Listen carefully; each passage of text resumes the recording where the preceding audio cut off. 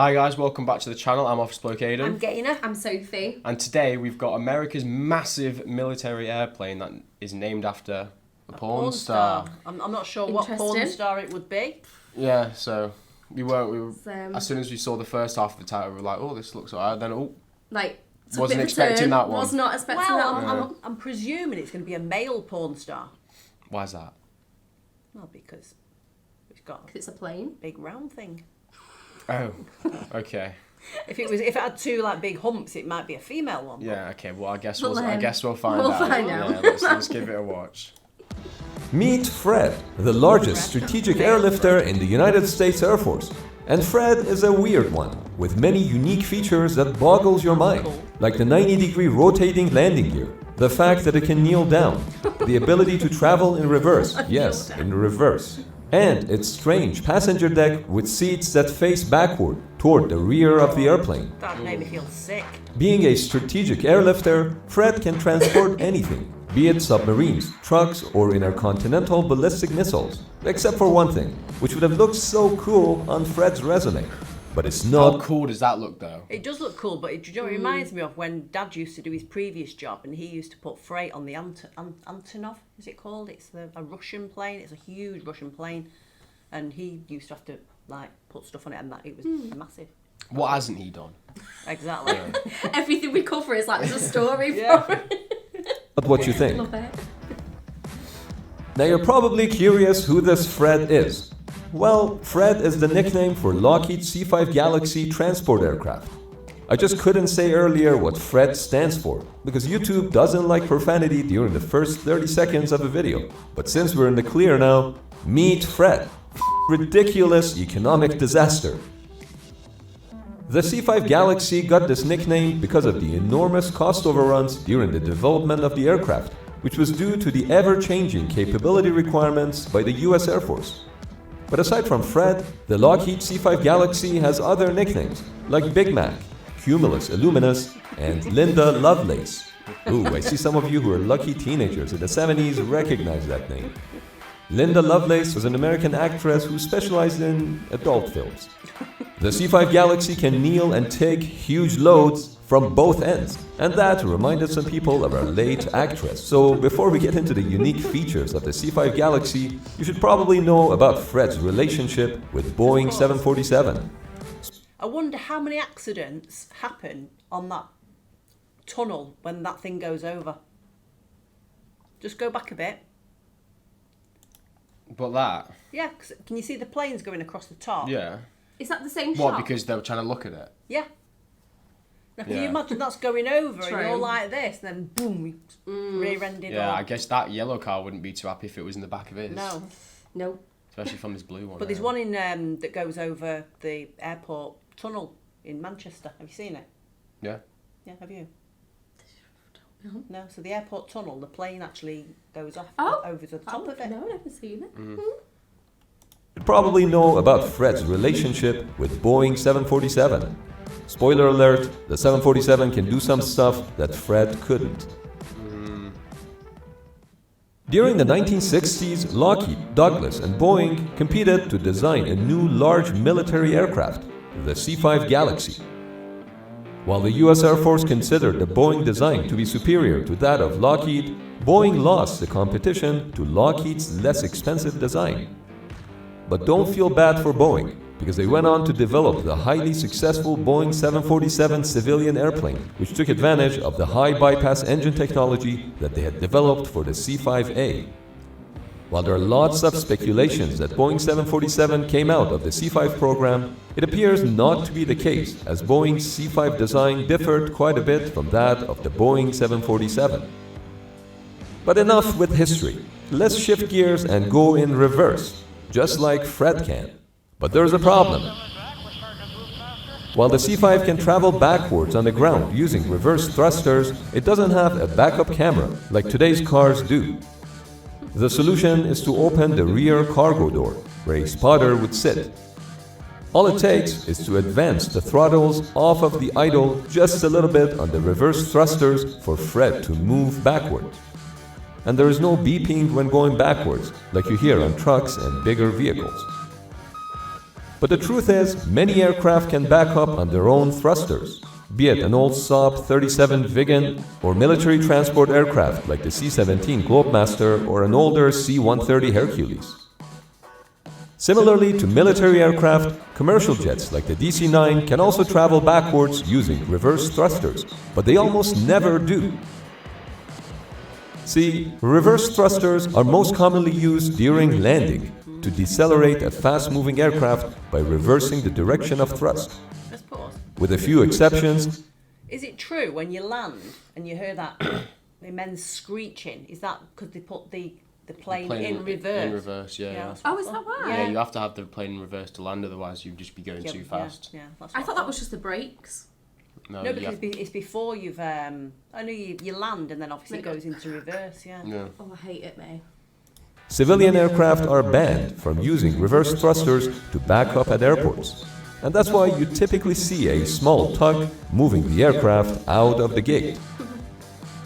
The ban is mainly due to safety concerns, as the reverse thrust can stir up debris. I'd love to see Fred next to this plane now. Do you know what I mean? I want to see the big. comparison. Yeah, when you when you look at it just on its own, you probably can't tell how big it actually is. I want to see it next to the. I think it's called the Antonov, which is a Russian plane, but that's huge as well. I wonder how big it is. That can damage the engine or anyone nearby.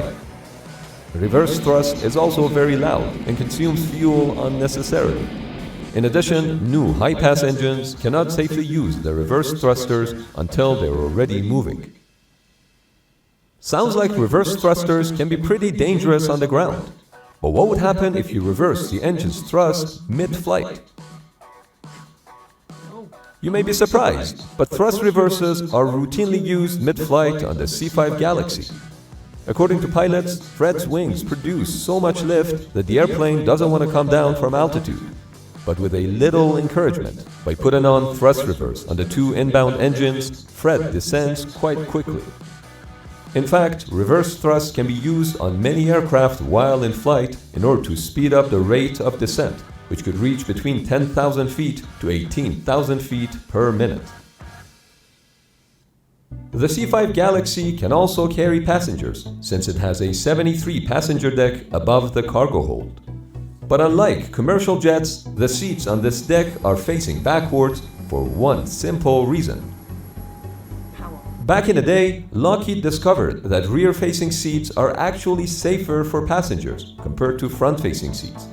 That's because when aircraft come to a sudden stop, say during a crash, passengers can put their head and back against the seat, and the seat would absorb. We were on a flight once, and there was a lot of turbulence, and the woman didn't have her seatbelt on. And as it hit a pocket of whatever it was, she literally came out of her seat, hit the ceiling, and came back down in the aisle. That's how much power there is in there. Why didn't she have a seatbelt? Yeah, I was going to say, you should have been wearing a seatbelt. To be honest, if I saw that, I probably know, would have cracked a smile. But how many people, when you take off and then you're in the air and then the seatbelt sign goes off, how many people do you see then unclip the seatbelt? A lot. A lot, yeah. I kind of keep it. I would just keep it on because I forget most of the time that it's even on me. You just sat there like. Yeah, if you just the only time I'd realise I've still got it on and should take it off if I get up and go to the toilet. And when I come and sit back down, I might not put it back on. Yeah. But if there's turbulence, the seatbelt sign will be on. Yeah. Yeah. Do you know what I mean? Most of the destructive energy of a crash. But if it's safer, why don't commercial jets have backward seats? According to one theory, it's because forward-facing seats are more profitable for airlines. Let me explain. Since backward seats need to be able to absorb the crash energy, they would have to take more strain from the passengers when compared to forward-facing seats. Therefore, the backward seats have to be reinforced to absorb this energy, which would make them heavier. Adding weight to aircraft means increased fuel consumption, which translates to less profit for the airline. So kudos to Lockheed for going backwards in the name of safety and providing some nice resting area for the crew of the C-5, which includes bunk beds and a nice lounge area. The washroom is roomy as well. By the way, it's my dream to fly in a C-5, so if you get connections, hook me up. While the C-5 Galaxy is the largest cargo plane in the United States Air Force, it is not the largest in the world. The Ukrainian AN-225 Maria, which was destroyed by Russian forces, was able to carry 250 tons. Wow. It's been reported that a second Maria is now being worked on in a secret facility. The wheels. Apparently, all the essential components for a second airframe had been previously manufactured. But with Maria gone, for now, the largest cargo airplane is the AN-124 Ruslan, which is able to carry 150 tons of cargo. The C-5 Galaxy, in comparison, can only carry 125 tons, which is still a lot, as it equates to 25,844,746 ping pong balls. But on a practical note, you can fit one CH-47 Chinook tandem rotor helicopter inside Fred's cargo bay, or you could fit 3 AH-64 Apache helicopters.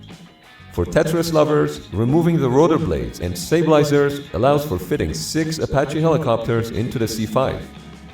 You could also fit one Coast Guard boat, or even a Mark V Special Operations boat. Even the fuselage of a C-130 would fit inside.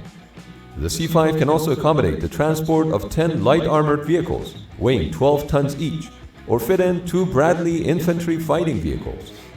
An A-10 Warthog would also fit, and so would 36 standard pallets. After all, the C-5 is a strategic airlifter. Just to put things in perspective, during Operation Desert Storm, C-5 Galaxies only made up 12% of the combined airlift fleet, yet they carried 44% of all airlift cargo. The US Air Force even managed to airdrop a Minuteman intercontinental ballistic missile from the C-5 as they were conducting research to use the C-5 Galaxy as a platform to launch nuclear missiles. Upon the extraction of the load, the ICBM was released from its cradle, after which the Minuteman engines ignited, proving that you can launch ICBMs from airborne platforms. But what was that one thing that Fred couldn't carry? That would be the space shuttle. If you're wondering why the Boeing 747 could transport the space shuttle, but not the C-5, it all came down to the tails. The C-5 has a T-tail, which would have been affected by the airflow turbulence created by the shuttle. It was the 747's regular tail that won the competition. But what's interesting is that even though the C-5 is capable of airlifting main battle tanks, they rarely do. Fred is capable of transporting 2 M1 Abrams tanks at the same time, but the US Air Force would rather not do that. The first reason is that airlifting tanks is incredibly expensive and inefficient. A more efficient way of transporting tanks and even other armored vehicles over long distances is by rail or sea. As a result, tank airlifts are incredibly rare, but they have happened on occasion. The largest airlift of tanks using C-5 Galaxy happened in 1973, during the Arab-Israeli War, when Israeli forces suffered heavy losses and needed to be resupplied by the United States. The US government sent 29 M60A1s and M48A3s to Israel using C-5 Galaxies, while the remaining 200 units were transported by sea. And even though the C-5 could carry 2 tanks at once, it only carried 1 because of concerns over the airframe. Similarly today, while the C-5s can transport 2 60-ton M1 Abrams tanks at the same time, the sheer weight of these vehicles results in a lot of stress on the airframe, wearing out the airplane prematurely. This is why C-5s only carry 1 Abrams tank at a time, and only if an emergency... It still amazes me how an aircraft gets off the floor with all that weight. Yeah. I always think that when I take off in a plane. Yeah. Like, I'm how's like, it getting how is it like, what is it just drops? Yeah, it could easily just drop, do you know what I mean? I think the thing is, if it's going to crash, it's most likely going to be on takeoff and landing. Once you're in the air, it's very unlikely that something's going to happen. Yeah. It's just takeoff and landing. But still, carrying like bloody tanks in it as I well, know. you'd be proper worried. And like a plane. Another plane, Another plane on the plane. And I worry if like I weigh my case and it's like, 2 kilos over. Yeah, exactly. Is it my fault? Delivery is required. It's worth noting that back in June of 1989, Fred carried 4 light tanks at once when it performed a world record airdrop. The C-5B airdropped 4 42,000-pound Sheridan tanks and 73 combat-ready troops over Fort Bragg in North Carolina. The paratroopers, though, had to wait for the tanks to go first, because scientific research shows that a tank landing on you is directly correlated with ruining an otherwise fine day. The C-5 also has one of the highest operating costs of any aircraft in the US Air Force, at $100,941 per hour, but is still slightly behind the B-2 bomber and the E-4 Night Watch. One of the reasons for this high cost is fuel. Aside from the 125 tons of cargo, the C-5 Galaxy also has to carry fuel, and a lot of it. In fact, Fred's 12 integral wing tanks can hold 51,450 gallons of jet fuel. Imagine how hard it must be to drive a plane. I don't. It might not be that hard. I don't think it's that difficult. But like, if you walk into that cockpit and you see about 170 buttons, yeah, surely you get confused, and surely you all it takes is you to forget what one button does. And that's it. Yeah. I think I've watched quite a few shows obviously that no one's driving planes that don't know what every button means. But Yeah. No, I know what I'm saying. I've watched a first. few shows where it's pilots, and it shows you from when they start to when they finish and the first flight and stuff like that. And the plane more or less flies itself. Yeah. Nowadays, like once you're up in the air, you just cruise. Put it in autopilot. I think it's only when it becomes an emergency that they have to kind take of over. It terrifies me, the whole thing. I hate flying, and it just everything about it just scares me. Yeah, Darren said to me once he wants to have flying lessons. And Oh, I was Jesus. and I said it'd be a waste of money because nobody'd go up with you. It'd be just you flying around on your own. Yeah, trust. I'm not that scared of flying, to be fair. Are you not? No. But if Dad took But if you that's a don't different story. flying lessons and then he'd passed and If he he was passed, if I've seen him in the air before and he'd come up and came back down, I'll go with him. Why not? I wouldn't. The only reason I'd say no, I'm not going up with you, because I know that if it was the other way around, he wouldn't come up with me. No, he wouldn't. He wouldn't even come Which in is unfair. He wouldn't even come in the car with you when Yeah, you were doing right. lessons. No trust. Oh, that's funny. which is equivalent to 6 railroad tankers.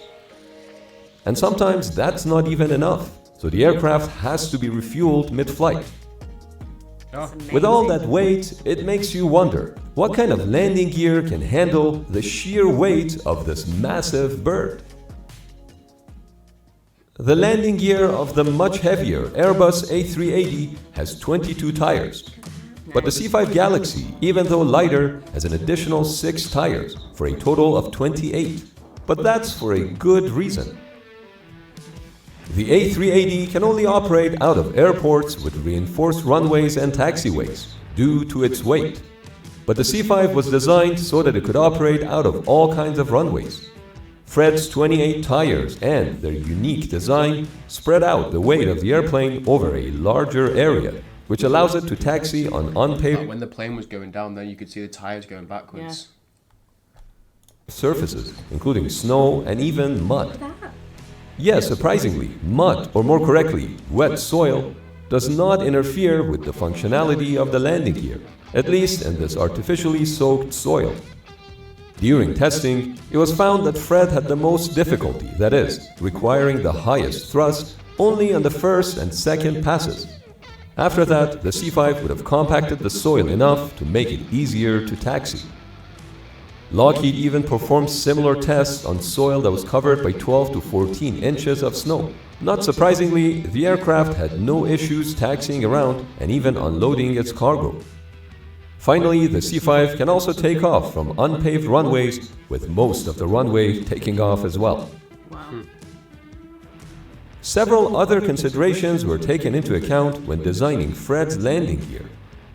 One aspect was the C5's requirement for a wide center of gravity range, which allowed it to transport mixed loads. Secondly, Fred has a unique ability to kneel to minimum ground clearance, which helps in loading the cargo.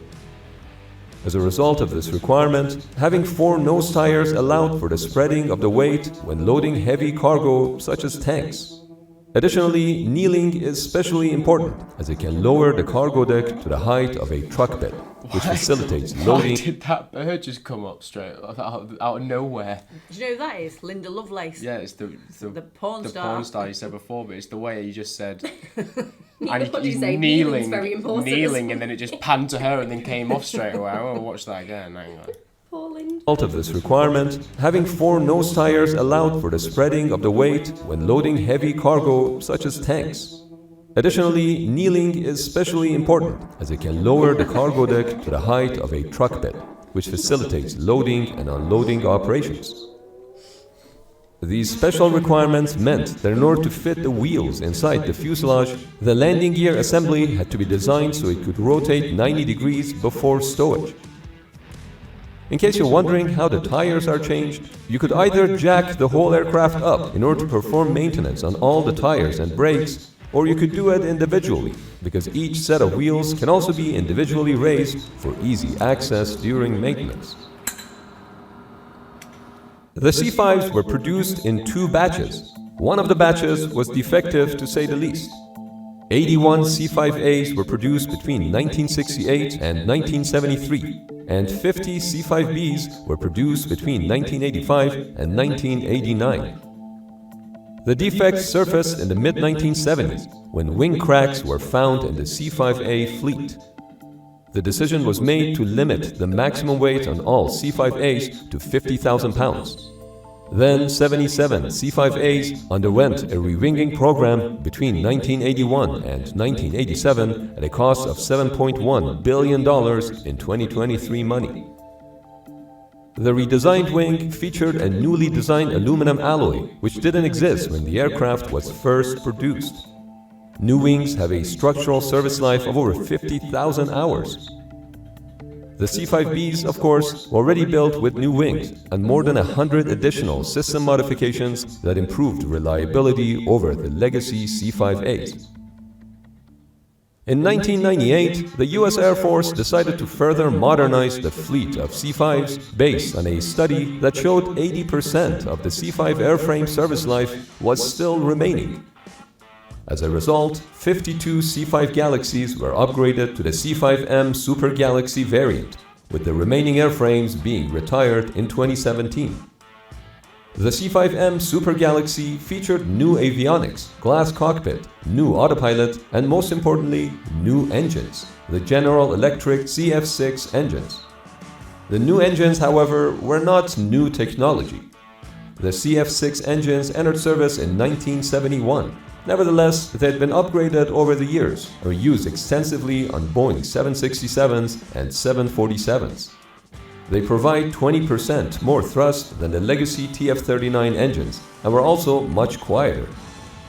The fleet of Super Galaxy is expected to remain in service at least until 2040.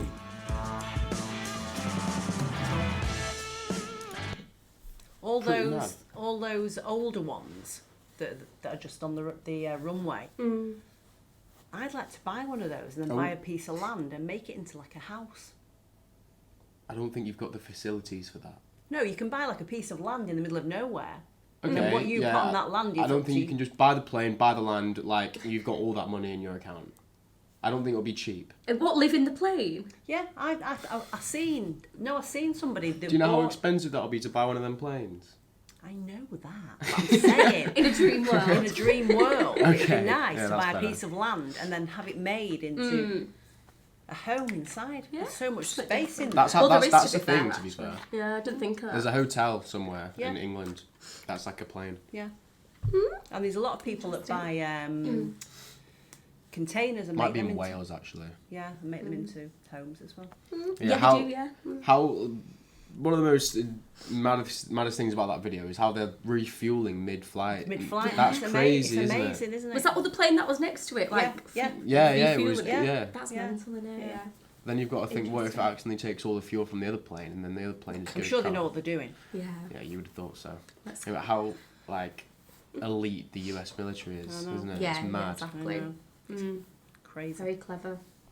Anyway, hope you guys enjoyed the video. If you did, like and subscribe, and we'll catch you on the next one. Bye. Cheers. Bye.